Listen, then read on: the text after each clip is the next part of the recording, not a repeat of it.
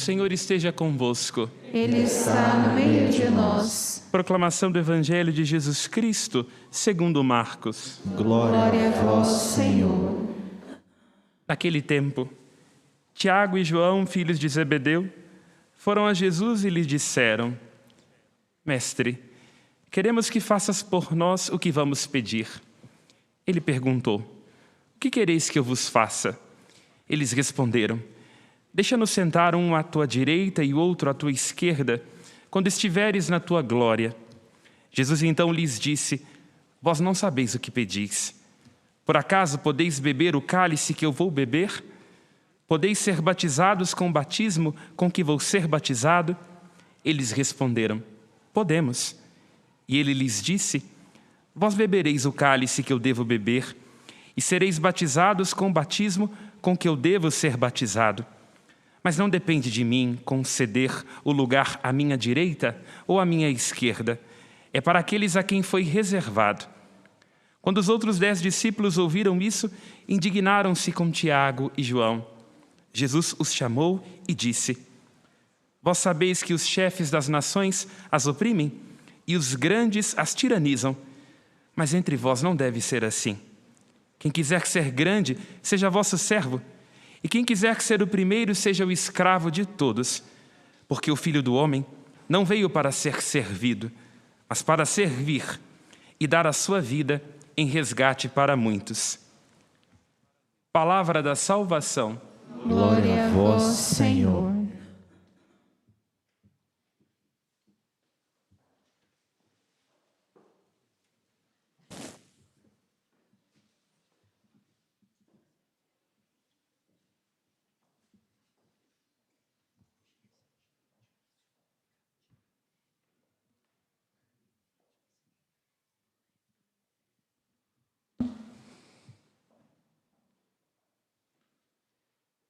Saúde e paz, amados irmãos, amadas irmãs, agradecidos pelo dom que Deus nos dá de viver e de aqui nos congregarmos nesta casa de clemência e bondade, a casa da Mãe da Piedade, a padroeira do nosso estado de Minas Gerais. Congregados para proclamar e escutar a palavra de Deus neste domingo, do caminho missionário que percorremos neste mês de outubro, quando a igreja no mundo inteiro é convidada a reacender ou a aumentar a chama da consciência missionária. Quem é igreja é missionário, porque a igreja é missionária. Sem missionariedade, sem fazer missão, a igreja morre e perde o seu sentido. E nós que pertencemos à igreja, somos todos missionários e missionárias, chamados, portanto, a ser a igreja que sai permanentemente em missão.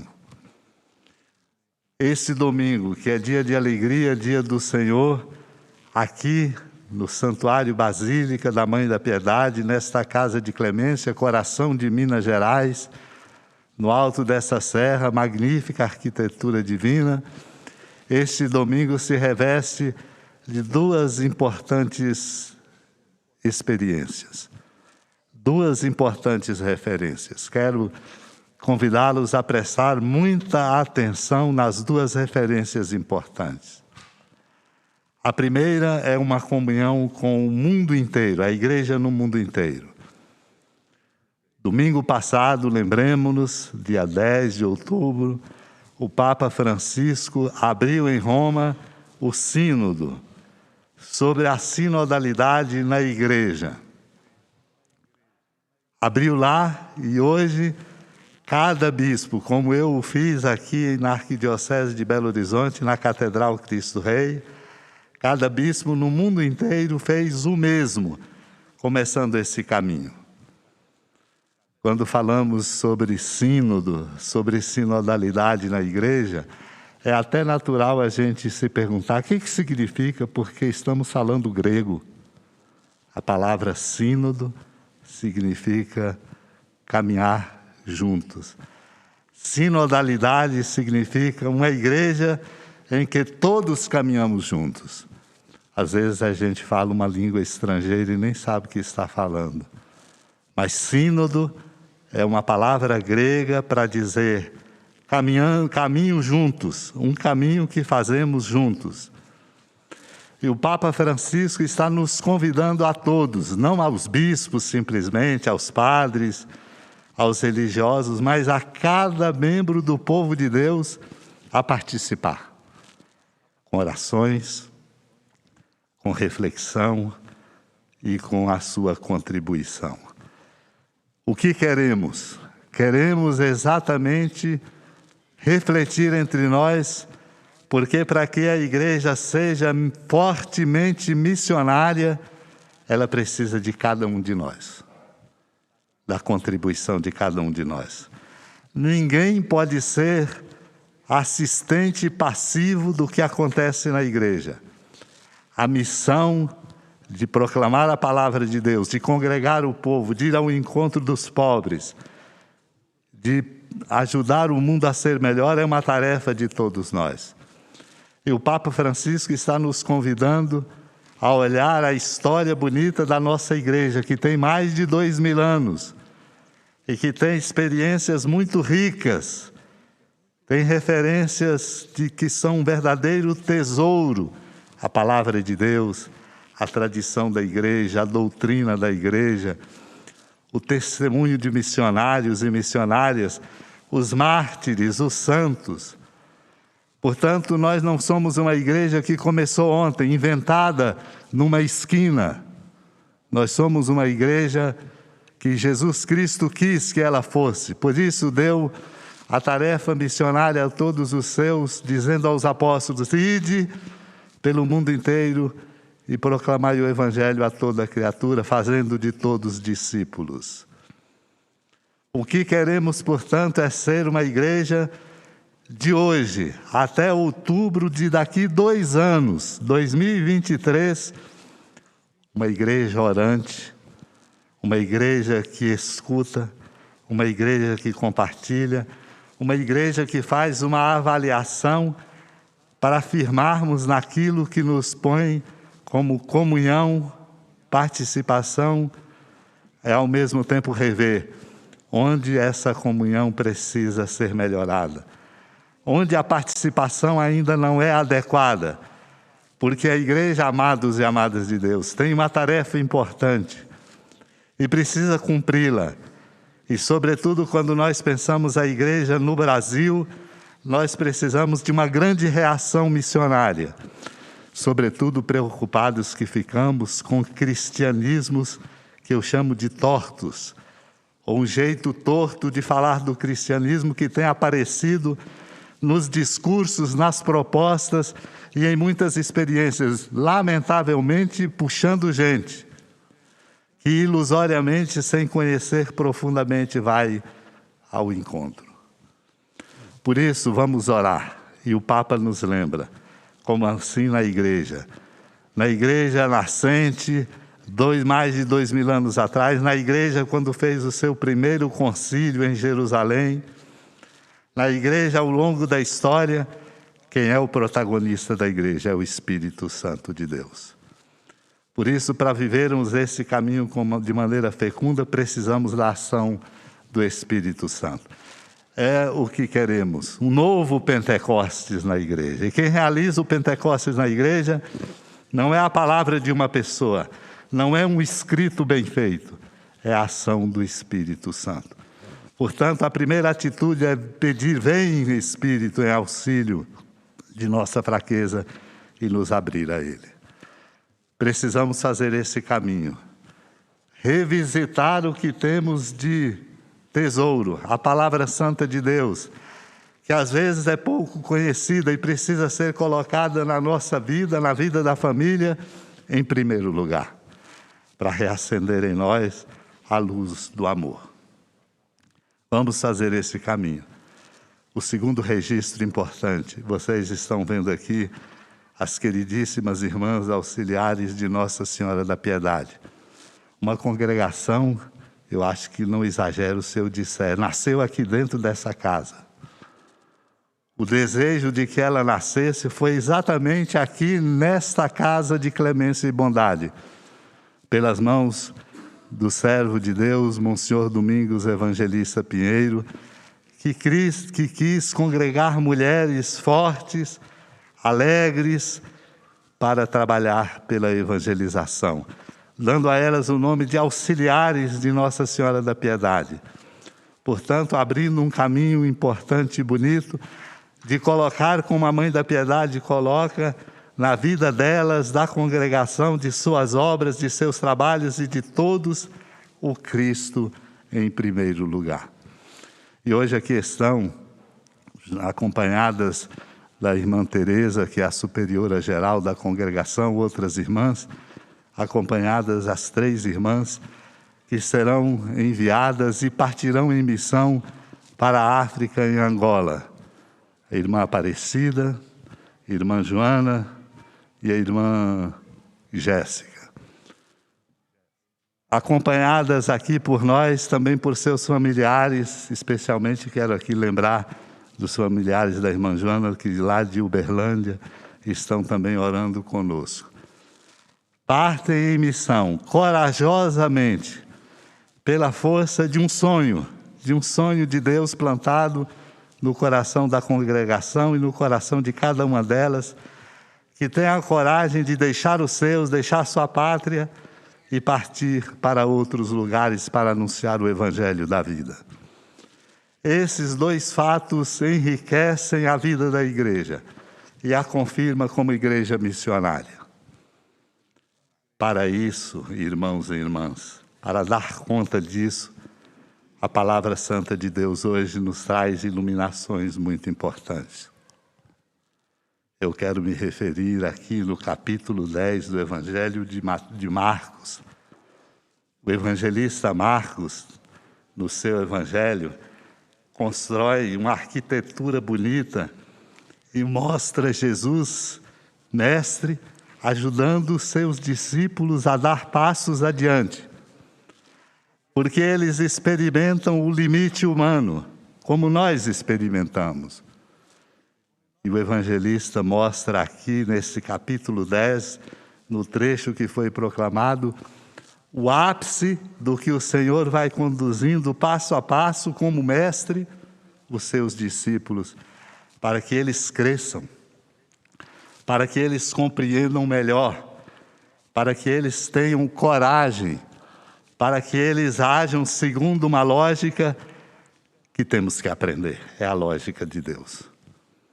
Sem a lógica de Deus, ninguém dá conta de ser missionário.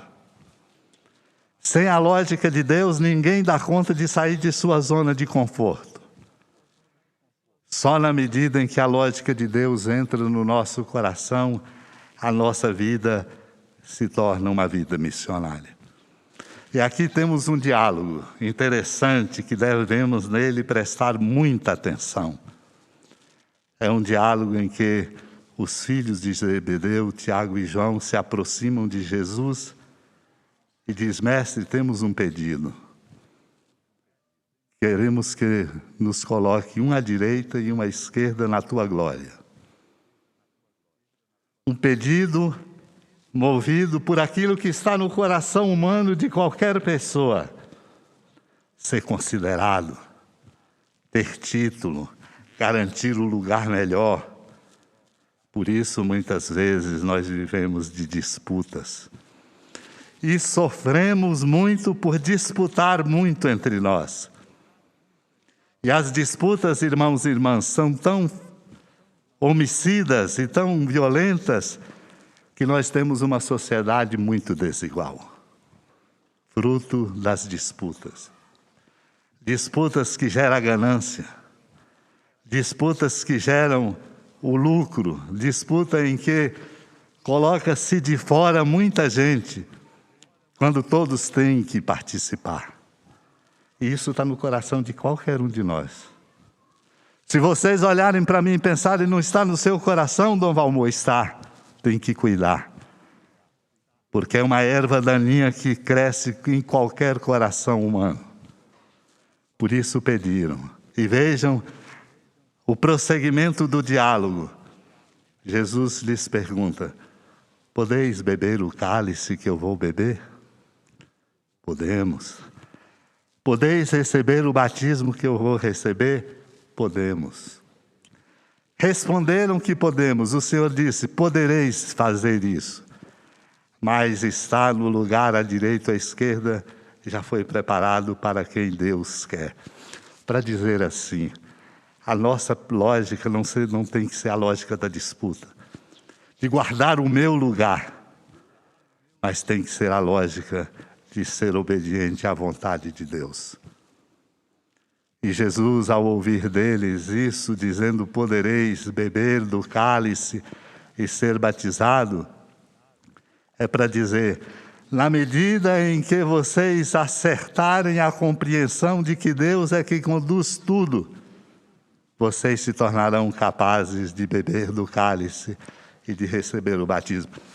Porque o cálice e o batismo são referências a Ele, Cristo. Esse Cristo a respeito do qual a segunda leitura na carta aos Hebreus falou, o eminente sacerdote, que entra no santuário porque oferece a vida.